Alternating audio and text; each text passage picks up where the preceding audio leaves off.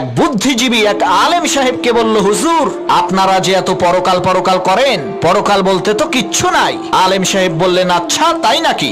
বুদ্ধিজীবী বলল, হ্যাঁ। তখন আলেম সাহেব বললেন, আচ্ছা আমি যদি এখন বলি আপনার ব্লাড ক্যান্সার হয়েছে, আপনি কি বিশ্বাস করবেন? তখন বুদ্ধিজীবী বলল, আমারে কি পাগলে কামড়াইছে নাকি এই ফালতু কথা বিশ্বাস করব? তখন আলেম সাহেব বললেন, যদি এই কথাটা কোনো বিশেষজ্ঞ ডাক্তার অত্যাধুনিক যন্ত্রের সাহায্যে চেক আপ করে আপনাকে বলে, তখন কি আপনি বিশ্বাস করবেন?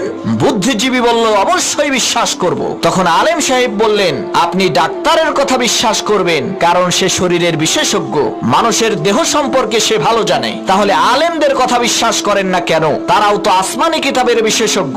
কোরআন হাদিসের মাধ্যমে তারা পরীক্ষা করে বলেন যে পরকাল আছে, মৃত্যুর পরে আর একটা জীবন আছে, জান্নাত আছে, জাহান্নাম আছে। তখন বুদ্ধিজীবী তার বুদ্ধি খাটাইয়া বলল, হুজুর আপনি ঠিকই বলছেন, আপনার কথা সত্য, পরকাল আছে।